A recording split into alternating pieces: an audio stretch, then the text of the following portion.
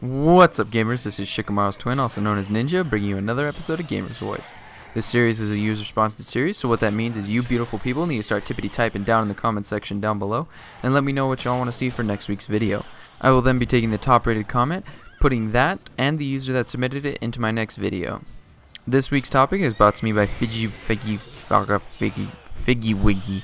I think that's how you say his fucking name, but anyway, he said, what is your opinion on the decrease in game demos this generation, and do you think that they help or harm a game? So I'm going to look at this kind of in a different light. I'm going to bring it back for a little bit and then bring us forward and then do a little time shuffle and stuff like that, so it'll be fun. We're going to hop in the time machine, go back to 1999, which is when I was 6 years old and wanting to buy a couple games. Unfortunately, my allowance was like 50 cents a week, and there was no way in hell I was going to be able to afford a $60 game. Luckily, I had game discs demos, so I'd go down to EB Games and I'd pay my $3 for my game. I'd go home and I would put it into my Nintendo and I'd get to play for 3 hours, try out a game, play a couple levels and get a real feel for the mechanics of the game. And it was a lot of fun, and it was a good way to get young people hooked on gaming. This was a really good PR strategy, and it worked for a really long time.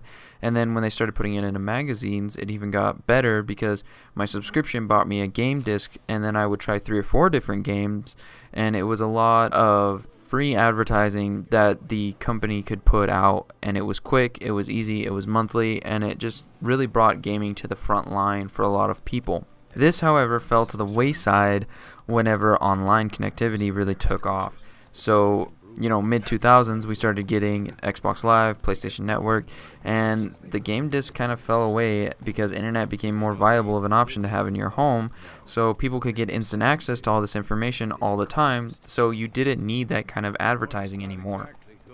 I think that it was a great idea, but it's a product of its time. Nowadays, we don't need this. We can go to IGN and get our reviews, and they work just as good. Also, we don't really have to worry about getting a game without seeing a lot of it, because gamers have become so ravenous and so demanding all the time and so impatient that developers have to crank out crap to keep us interested in their game.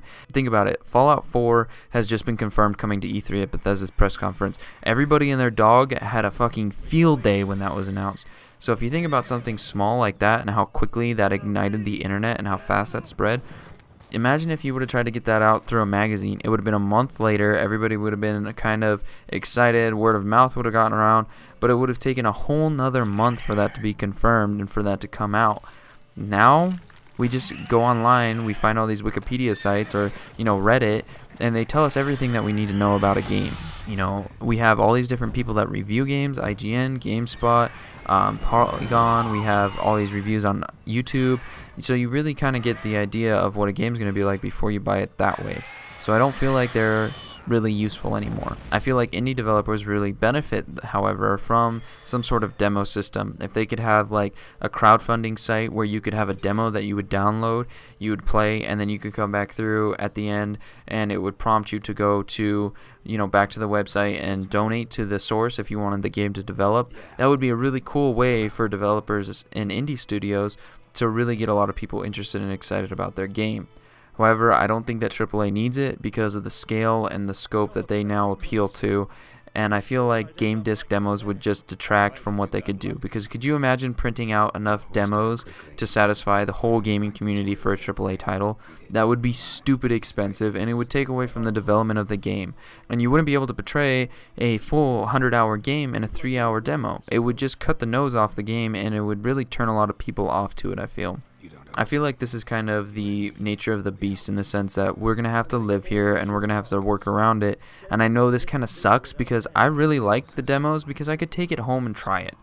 That was the biggest thing, is that you could try the game before you buy it and decide personally if I like it. IGN has their editors and their reviews and stuff like that, and gamers have their reviews, but what I like is different from what you like. And if you like this game and you give it a 10 out of 10 and I get it home and I've spent $60 on the game and I absolutely hate it, I'm going to be pissed because I've just wasted more money on a game than I have to spend. And now I can't go get a game that I probably will like because I don't have the cash to. And this is really kind of the problem that we have nowadays, is that we don't get to try before you buy, unless you go and rent a game, which then adds another $15 onto your $60 price tag. which is just stupid. I don't want to pay that.